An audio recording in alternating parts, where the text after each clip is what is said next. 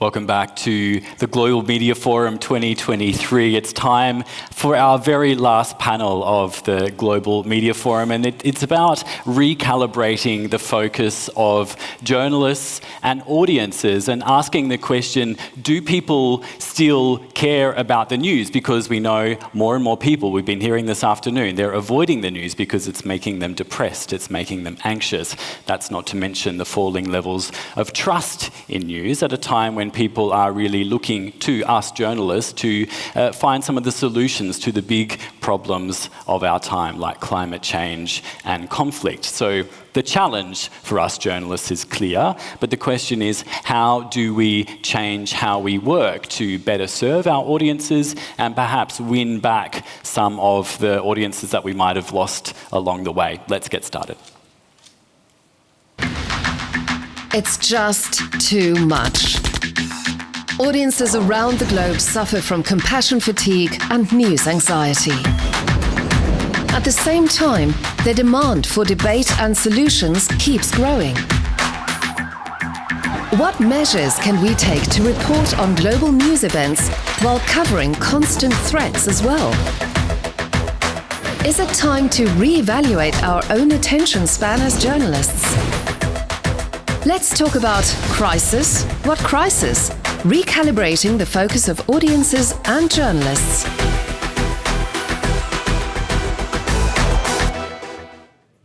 Okay, let's get underway with four very experienced journalists. We're going to start with the Senior Research Associate at the Reuters Institute for the Study of Journalism. He's the lead author of its annual digital news report, which you heard all about this afternoon.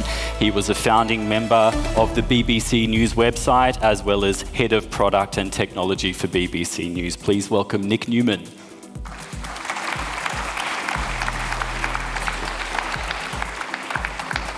Our second guest is an award-winning British journalist and author and was a senior correspondent at The Guardian. Her work explores race, culture, identity and politics. She's also a documentary filmmaker, a university professor and a former barrister. Afua Hirsch, welcome.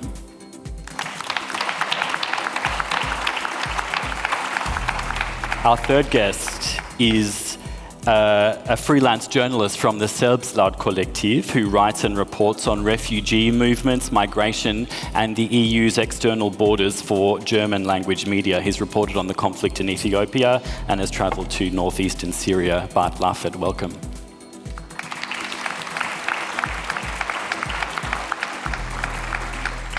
And our final guest is an award-winning journalist from northern Mexico. He founded the local news platform Hombre dos Laguna and co-hosts one of Mexico's most popular news podcasts. He led a newspaper under attack from drug cartels. He's an expert too on journalist safety. Please welcome Javier Garza Ramos.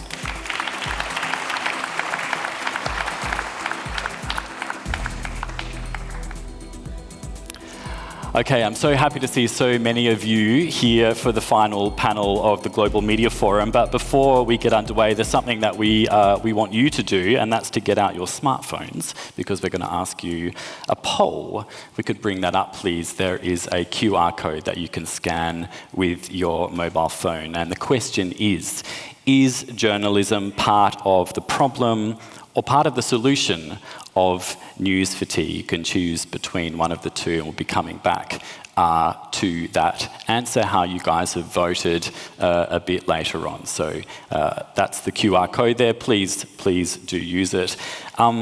Nic, I want to get underway with you. In order for us to be able to navigate this complicated news environment, we need to know how it looks. So if you could just remind us, how's it looking today?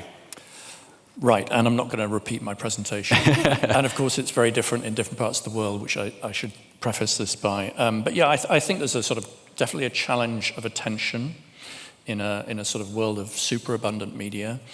And as we talked about, we find in our data people turning away from news because for a variety of reasons. They feel overloaded.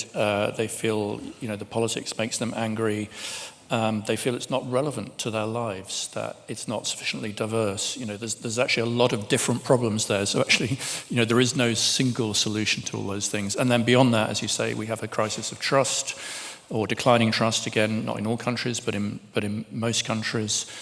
And we have a crisis of sustainability of the media in terms of, how you have the business models that are going to support independent journalism, because, as we've heard earlier, digital media is not providing sufficient money compared with traditional forms of media, and that leaves the media open to influence by powerful politicians or by powerful businessmen. So I think those challenges of sustainability, of trust, and of abundance. We can look at some of those results coming in. They're not quite split, but it's tending more towards journalism being part of the solution. Afua Hirsch, I want to come to you.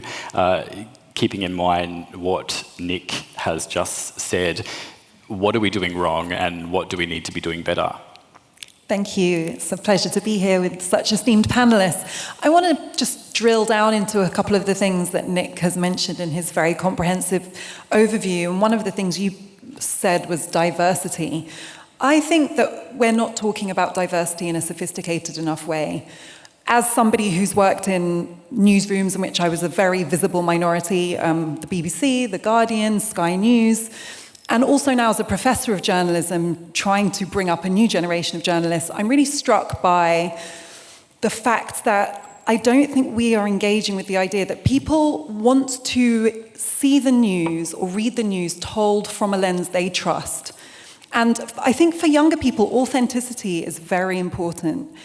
A lot of my journalism students have actually been attracted to journalism because they have a perspective and a lived experience that they want to tell, that they don't see reflected in the media. They also want to consume news that is told from a lens that they trust as sensitive to their lived experience. And I think the reason I critique our approach to diversity is I think it's been very focused on data, about being able to say we have this many people from this religious or ethnic minority with this gender or sexual identity. But when these diverse journalists enter our media organizations, they are coming under intense pressure to assimilate into the pre-existing culture.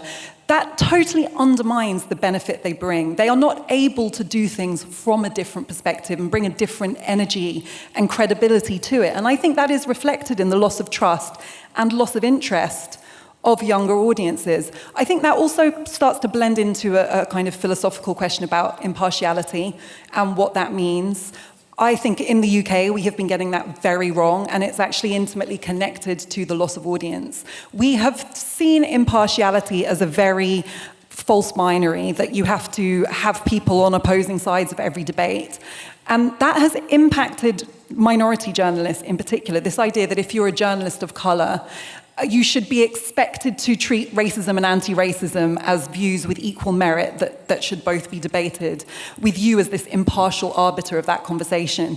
That is having a very disproportionate effect on people who have a minority status in news organizations. And I also think it's one of the reasons that audiences are losing trust. So those are just two of the kind of underlying factors that I'm seeing, both as somebody who works in the news, but also through the perception of people who actually believe in journalism, young people who want to be journalists. They still see journalism as a crucial tool in a democracy, a crucial way of disseminating information, and yet they are struggling to see media organizations that would be places in which they could thrive as professional journalists. It's a question of gatekeeping, isn't it, too? Who's in charge of who hires journalists, and also what stories are approved and broadcast and printed. Bart Laffert, I can see you nodding along. Do you have anything you wanted to add to what Afua had to say?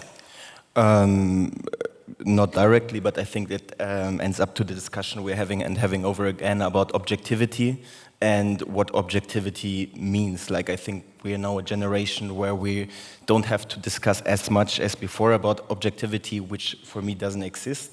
Like, there are certain different perspectives, we all come from different backgrounds, and then we always are arguing with CEOs or editors-in-chief about relatability, and then we have to ask ourselves, who do we relate the stories to? Like, who are the audiences we want to publish for or we are writing for?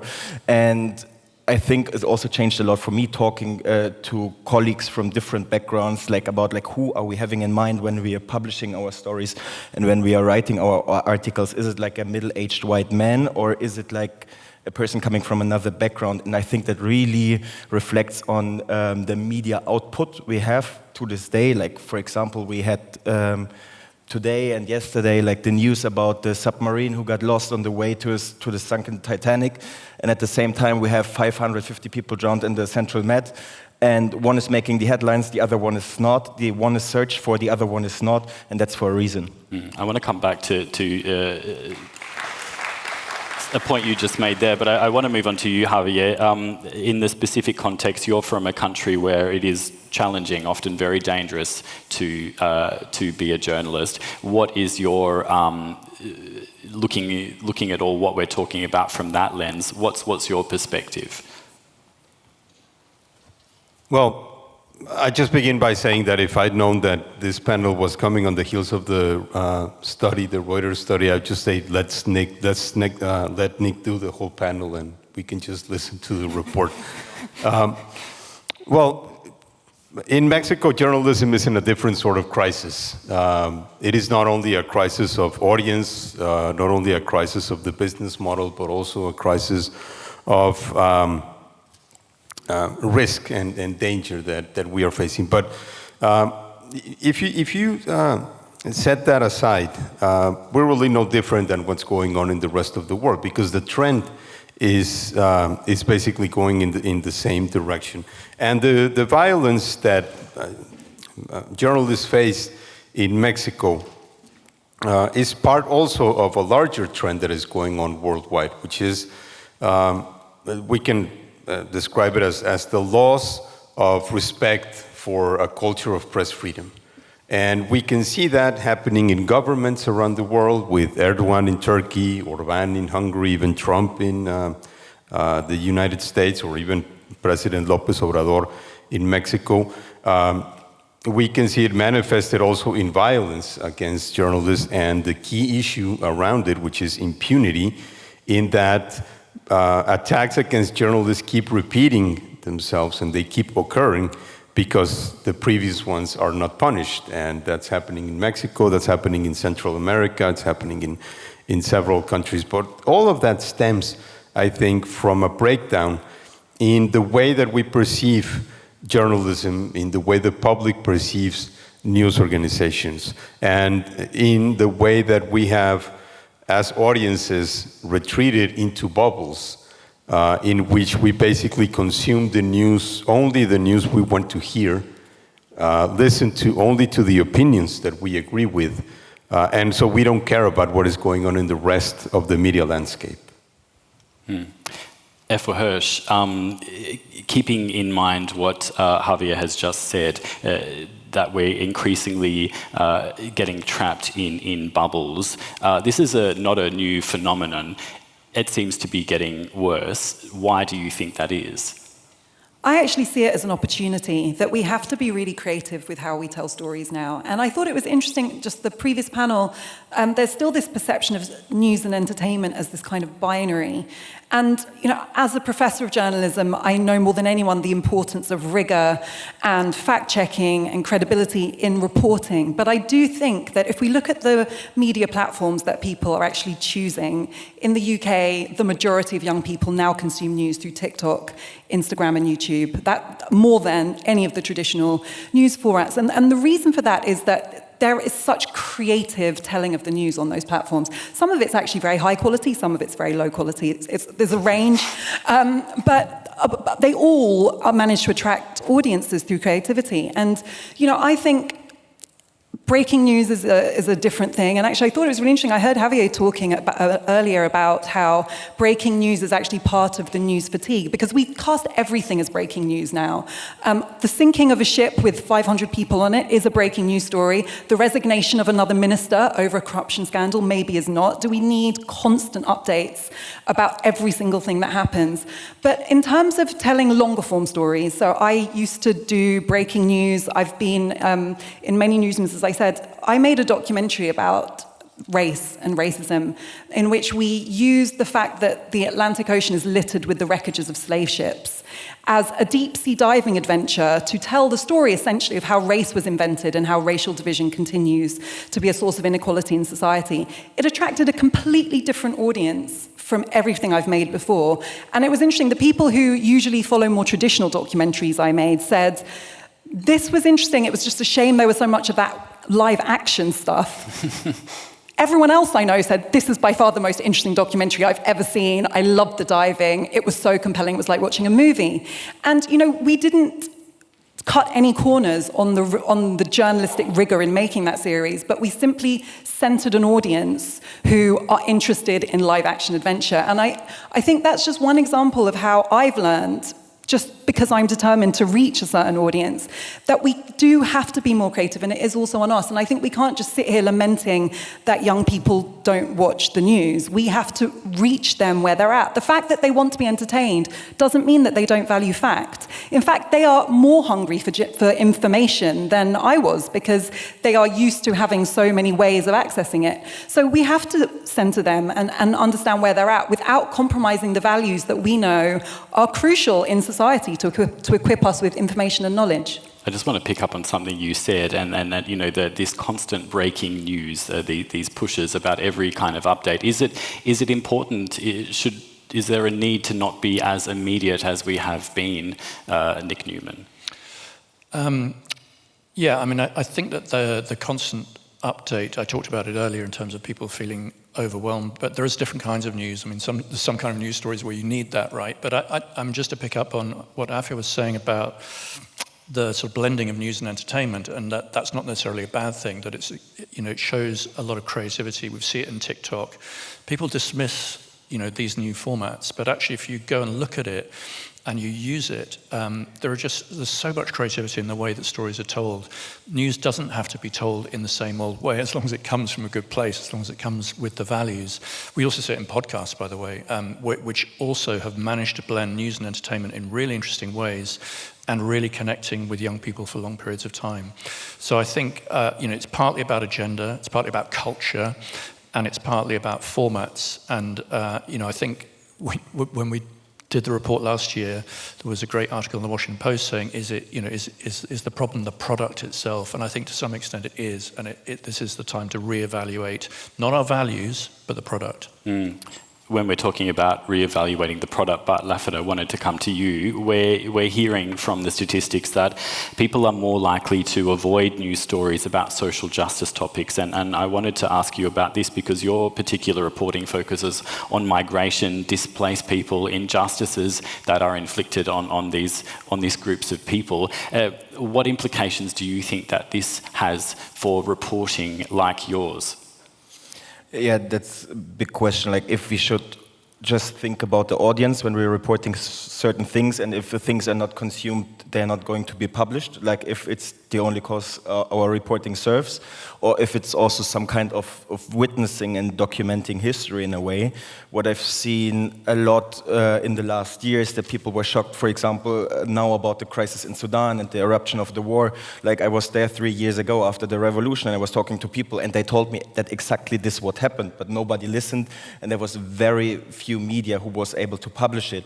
And this, with several other conflicts, it's exactly the same thing. When we were in Ethiopia, for example, and we were coming back from the front line the day the war in Ukraine broke out, and our stories, like also from British colleagues, were about to be published the next day. Everything was postponed for 1 month, and then 1 month later, the exactly same story was published in the media, whilst the war in Ukraine was updated every 10 seconds, basically. And so I'm wondering, like, if just the attention of the audience is the only cause we have to serve, or if there are other things as well.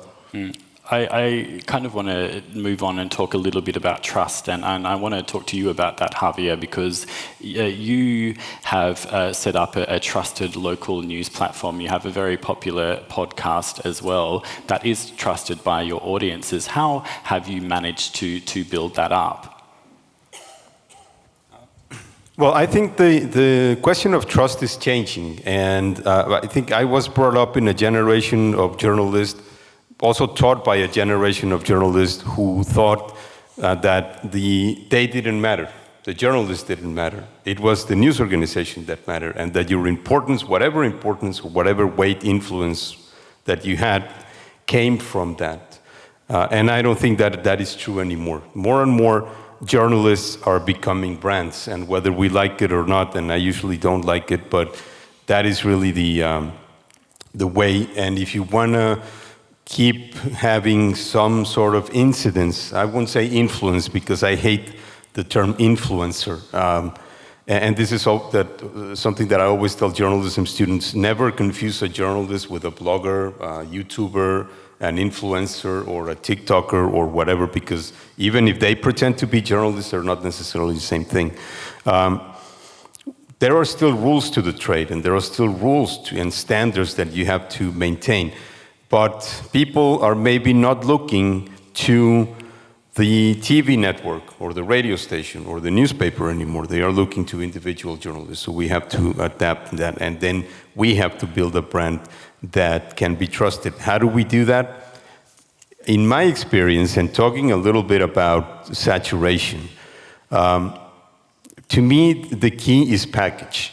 How do you package and how do you tell the news? You have to do it in a way that is appealing to an audience that is tired, that is overwhelmed, that is constantly doing this on their cell phones, and they're scrolling up and down, and they are catching bits and pieces of information, but they don't put them together. 25 years ago, 30 years ago, if you read a newspaper, the newspaper ended eventually on page 20, right? And you picked up the headlines, and you maybe learned something about the headlines, and maybe something caught your interest, and you spent a little bit of time reading that, but it ended, right? The scroll doesn't end. It's just infinite. The telecast ended half an hour later. The radio program ended. Social media doesn't end. So you have to make it so that they can identify a product that has a beginning and an end, and in that period, 1 minute, 2 minutes, because then you can't really extend yourself for much longer, you can give them what they want to know, what they need to know. Maybe sometimes that is both. I just put a very quick example from the pandemic. I think the pandemic taught us a lot of lessons about how to make journalism relevant again, because I saw a lot of people who were thirsty for legitimate news organizations or legitimate journalists in explaining what the hell was going on, because they were not bombarded not just by information, but also by fake news. But in my hometown, I saw the newspaper and everybody was reporting the cases. Today, 50 COVID cases. Today, 100 COVID cases. With no context. It didn't really explain what the number meant. You know, were they more than yesterday, less than yesterday? What was the trend? I eventually sensed that what people weren't interested so much in COVID cases, they were interested in hospitalizations, especially at the beginning of the pandemic. And they weren't interested that much in the number of hospitalizations, but in the percentage of occupied beds. We had 500 COVID beds in hospitals across the city. And when that number started, when the percentage of occupied beds started reaching 80%, 90%, and you put it out there, that's when people started freaking out. But it was an item that they could use, and then they could say, you know, the situation is getting better or getting worse. And eventually we came to measure the pandemic, not in terms of cases, but in terms of how much stress that was putting in the health system. It's a very simple example of sensing what is the piece of information that the public is most interested in knowing, so you don't distract them with everything else. I kind of want to pick up on something you just said, and that is telling, I think this is, if I remember correctly, you're saying picking stories that have an end for the audiences. But how do we tell stories that don't seem to have an end, like climate change? How do we find these innovative angles to keep people interested in these stories? Afua, do you have any kind of input? Yeah, I think, well, I was listening to Javier, I was thinking that, you know, I agree with everything you said, but I would just push back slightly against the idea that it's only now that we want a brand, or that journalists are becoming brands. You know, growing up in the 80s, there were definitely brands who were national treasures, who were reading and reporting the news, but they were just all older white men. Now, who gets to become a brand is changing. And I think that's important to go to your question, because in my opinion, we're obviously living in highly politicized and polarized times. I feel that the political right are better at telling stories in a way that do have an end. They are good at breaking things down into bite-sized chunks and turning everything into a narrative. That's why Fox News is the most watched news channel in the US, not because it's accurate, but because they are good at turning their presenters into brands who have a very identifiable personality and point of view, and packaging things as a neat story. I fear that those of us who occupy a more liberal political space and have much more interest in fact and integrity are so taken up with getting all the facts right and the numbers, and as I'm very clear, I don't believe in compromising on that.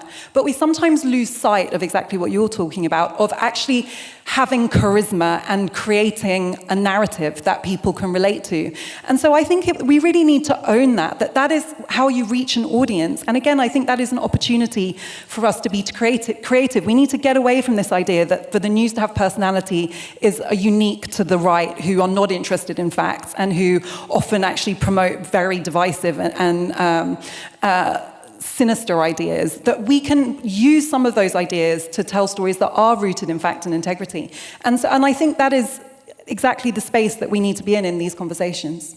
Some opportunities, and there's opportunities now to ask some questions of our panel. Has anyone got anything that they would like to ask? Carsten von Namen, down the front here, if we can get him a microphone.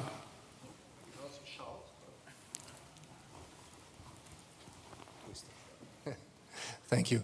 Thank you very much for this interesting discussion. I would like to pick up on something that Mrs. Hirsch just said, but also was mentioned before, this idea of telling the stories from a certain perspective, having these brands, which I agree have been there all the time. But if we really focus on that as a solution, isn't that a slippery slope?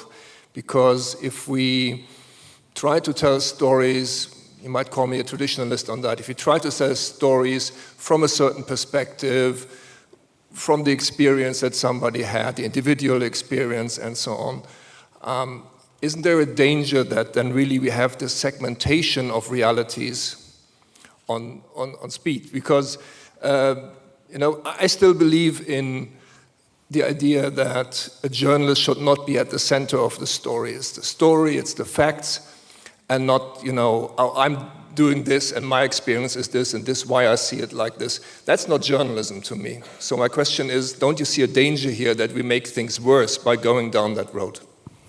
Who wants to answer that, Afua? Yeah. Yes, I relate to the question, and for a long time that was also my fear, until I started to understand that we have never had objectivity in journalism. I think that objectivity has been the dominant view of the dominant demographic group who controlled the stories, who were the gatekeepers, who predominated the newsroom. And, for me, this links to these questions of diversity. I don't think we have done the work in European countries of understanding the pre-existing cultural environment before we talk about diversifying it. So I don't think we're honest about that. If you look at the way that the BBC in the UK has covered stories traditionally, or the Times, which has been our newspaper of record, there is a very definite bias. And that bias is invisible to many of the people who work in that newsroom because it's a shared collective bias of people who share certain social demographic markers. So I think that we need to always be wary of moving away from fact and objectivity, but also understand that objectivity has always been an aspiration. And in the absence of diversity, when there was such a homogeneous perspective, we weren't able to see that. On the point of the slippery slope, we're already on it. The slippery slope is that news is dying. Newspapers are dying, traditional news channels are dying, and I think sometimes when you are in a crisis, doing nothing is not a neutral option. So I'm very clear, I'm not talking about compromising fact, and I'm not talking about moving away from the public service role of broadcasting and news. I believe in it passionately. I just would like us to be more honest and open-minded about the biases that already exist.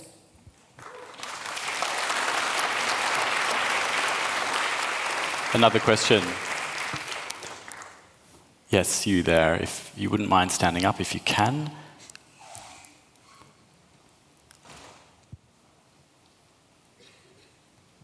Hi there, thank you. Hi, thank you. Hello, everyone. My name is Tara. I am a Kurdish freelance journalist from Iraq. Thank you for all of what you have mentioned. I just have a question that I heard I heard that you mentioned about the COVID-19 and how people were interested about hearing about like how many people hospitalized and that stuff. As someone living in Iraq, as a journalist, as an activist, and I know how situation is critical can be sometimes, even if it's like during war or maybe health issues, you've got critical situations. How you can be, as a journalist, be careful how you reach the news to the people so that, to care about the psychology of the people, because I think it's really important, especially for someone from Iraq. Every day we love news, but every day hearing that kidnapping, killing, executing many people and many horrible news, this makes us feel like we are never stable psychologically. So how can journalists take a responsibility of reaching the news in an accurate way, and at the same time to be careful to not make the psychological situation of the people much worse, especially in the situations like Iraq? And thank you. Javier. Yeah. Would you like to answer? I'm sorry? Would you like to answer the question? To what? The question that we just heard. Yeah. Yes. Yeah, sorry, I was turning that way because I couldn't hear very well because of the echo. Okay. That's why it maybe seemed that I wasn't paying attention. In terms of the sensibilities of how to treat stories like that, I wouldn't draw so much on my experience covering COVID, but on my experience covering violence. Especially violence related to drug cartels in my city, where we started covering the violence with the excitement of a news story because that violence hadn't reached us yet. And, there started shootouts and homicides and gang rivalries that eventually escalated to an average of about 3 homicides per day in our hometown. And we had to learn to be very circumspect. We had to learn to be very sensitive about the way that we approach that. Also because we started seeing that the public was also, or at least part of the public, was also repulsed by it and was scared, and they were frightened about what was going on because the city became very unsafe. It became very violent. People weren't going out in the streets. So we had to be very aware that we were dealing with victims, that we were dealing with stories that involved people who had just been killed and people who had families who were mourning them. And of course, having the story appear in the paper represented an additional trauma. In my experience, you have to do it as soberly as possible. When I wouldn't say objectively as possible, because there is subjectivity that goes into it. There is in the way that you frame the stories, you can't help but be influenced by the fact that this is altering the community and that this is something that is affecting the community and that you want it to change for the better. So maybe you start doing stories that are critical of authorities because they are not solving the problems. You start doing stories talking about the shortcomings in law enforcement or the police forces or things like that. When covering COVID, for example, I didn't report only on the hard numbers of the percentage of beds that were occupied in the hospitals. I was also reporting on the incapacity of the authorities to improve the health system. In some cases, the opacity, because when they were getting saturated, they stopped giving information and they stopped giving numbers. So you started to question that and try to pry the numbers out of them. So you have to try to play in different boards, and each one is influenced by different kinds of emotions. You want to be very sober, very hard, very cold with the facts, but you also need to be very sensitive to what people are feeling. I didn't catch that at first. I guess it was only when violence struck at us, when our offices were attacked and we started getting threats and we started experiencing trauma, then we understood what other people were going through. Unfortunately, Javier, well, thank you very much for that answer. And unfortunately, this is our last question for the Global Media Forum and our last answer. But please do thank our 4 wonderful panelists. Thank you so much for your insights today.